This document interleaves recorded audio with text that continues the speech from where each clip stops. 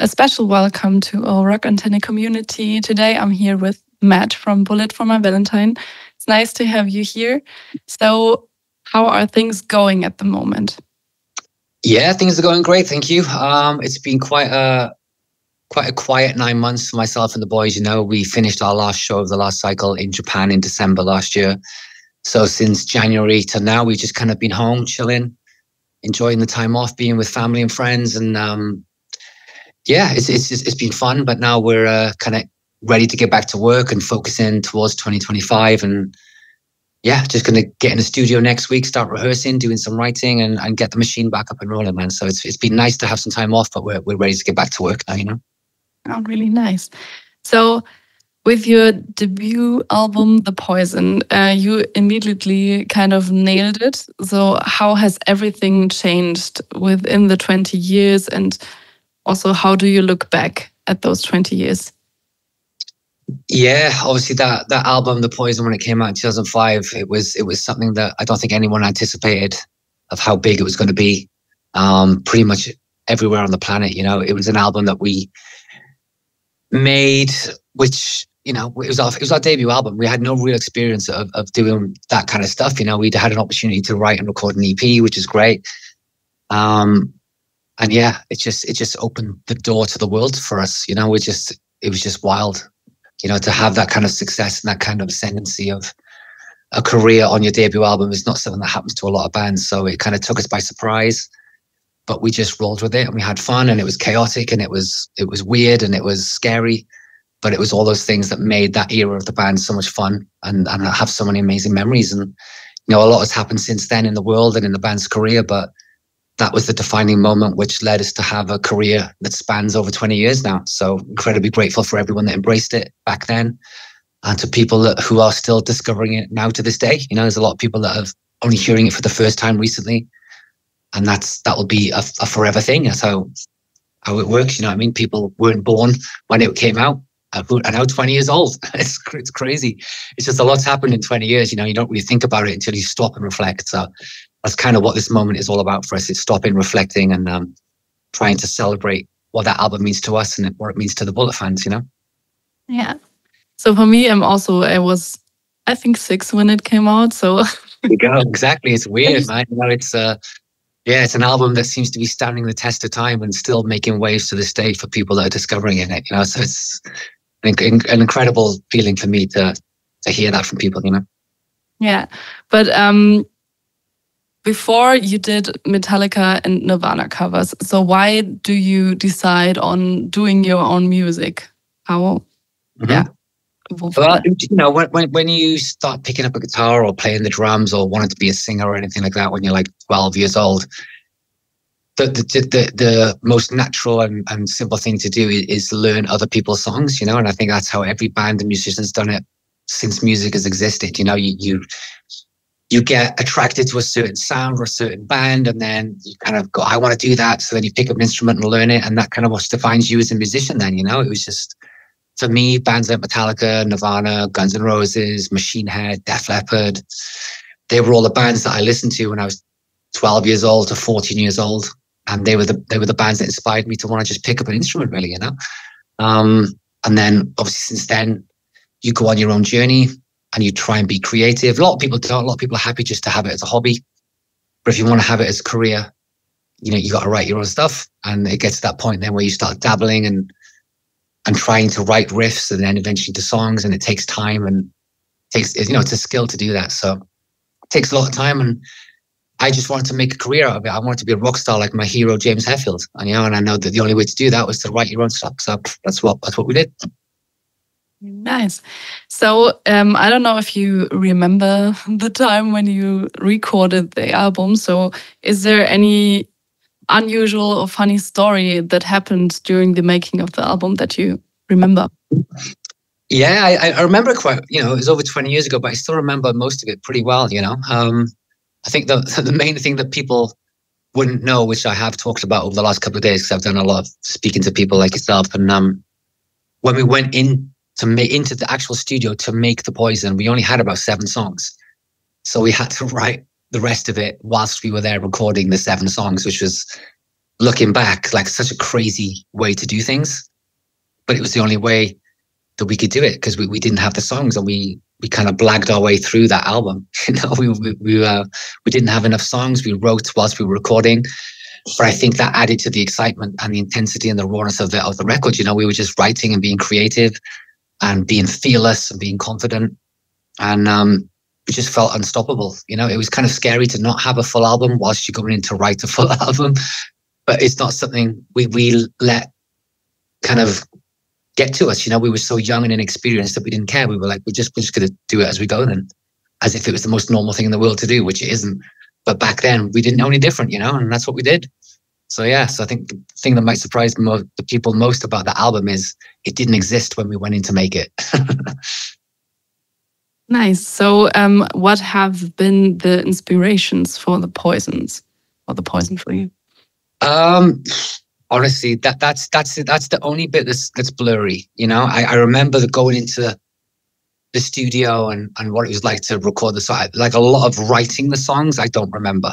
You know, there's only a kind of a 2 or 3 that I specifically remember sitting down and writing.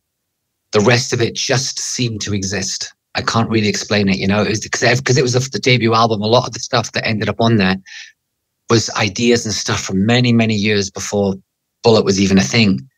So we're going back over 25 years on some of those songs at this point. So it's quite hard to remember all of it and the inspirations.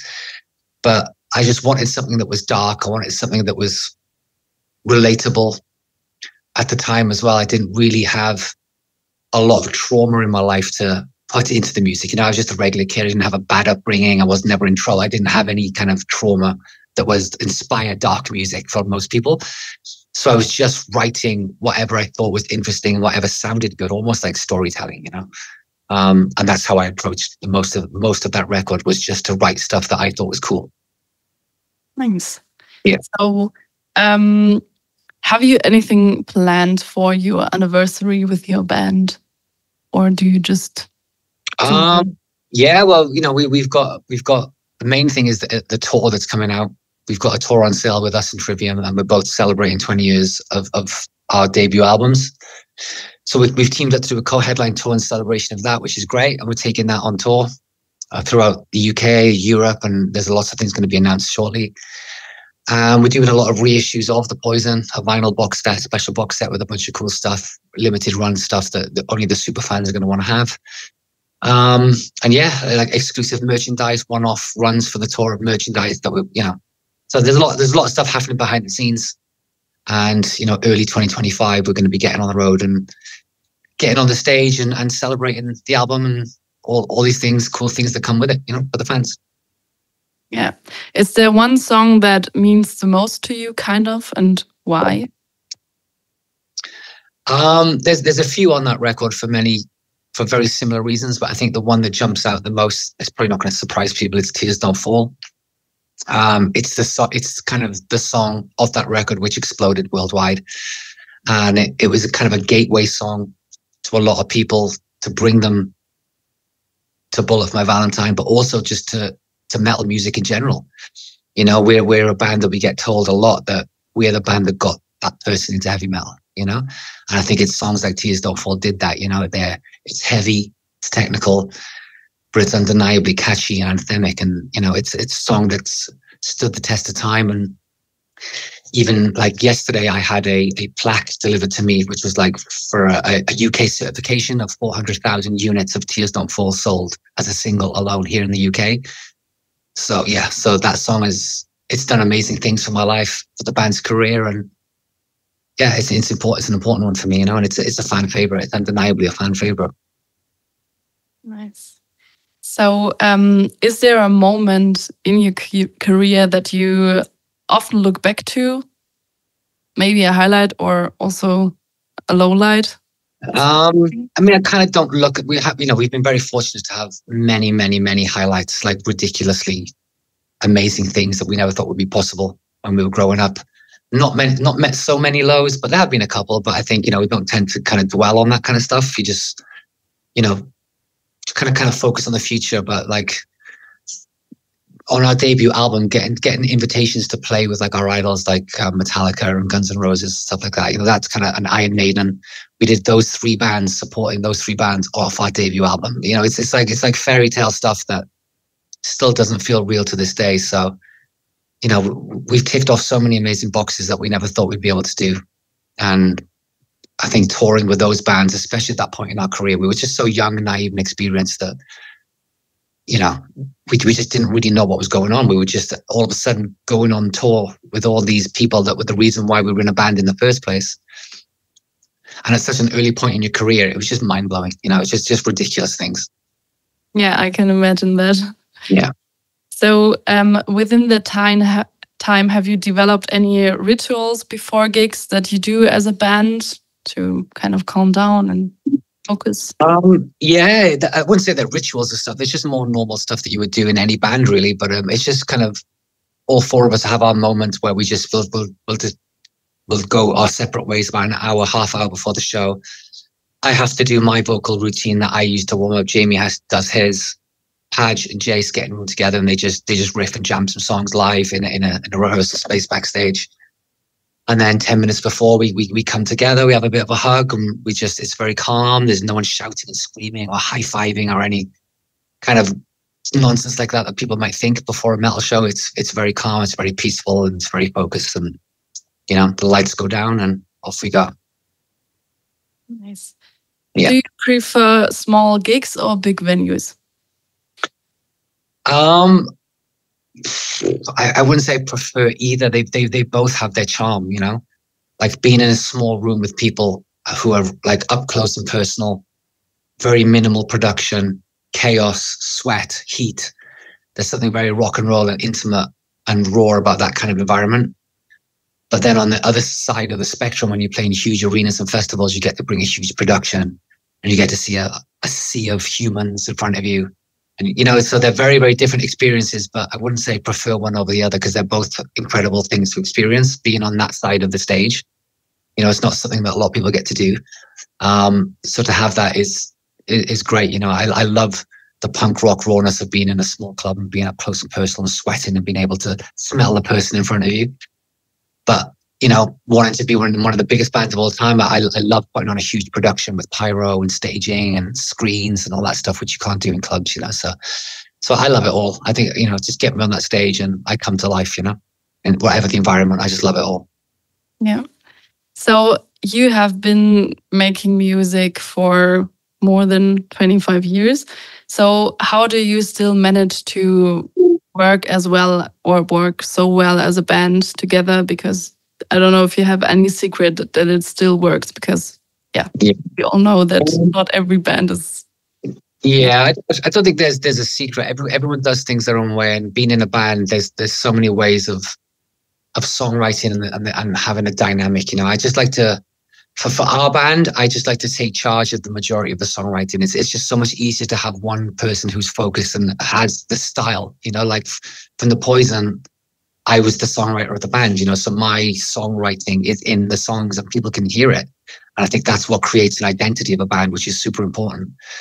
So for me, it's just about wanting my songwriting to evolve and change. And as long as I'm like excited about writing, I'll keep doing it. If I feel like I'm regurgitating stuff or it's boring or, oh, we've done that before, you know, I don't find that challenging enough to do.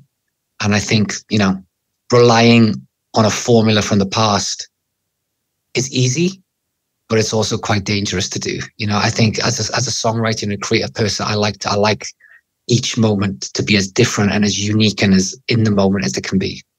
You know, so I think that's what keeps me motivated all these years later is just discovering new things that make me excited as a songwriter and as a musician, you know. But I think diversity for me is a key part of that. So one last question. What do you like the most about touring? Well, it's being able to travel the world and do it in a way where I don't have to pay for it.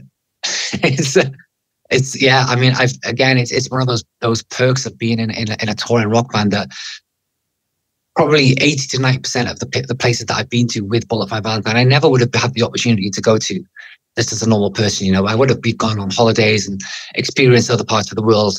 Absolutely, no doubt. But, you know, doing what I've done in the band and seeing so many different parts of the same country is only possible when you do something like I do. You know, you wouldn't do it in any other form of life or employment, I guess, you know. It's like when we go to the US, for example, we'll do like 40, 50 cities. You know, if you go to America on a holiday, you go to like Orlando or Miami or LA, and that's and it's great. You know, you get to see a little bit of the country. I've seen pretty much the entire country, which is not something I ever thought I would do. You know, I've been to Russia like 4 or 5 times, and Novosibirsk and all these mad places in Russia and Ukraine and Japan and the Philippines. And it's just crazy. You know, it's like being able to travel the world and see the world and actually do it as part of what I do as my job it's just such an amazing privilege, you know, incredible. Yeah, that's true. Definitely. So thank you for your time. All right. Well, thank you so much for your time and your support. Appreciate it so much. Thank you.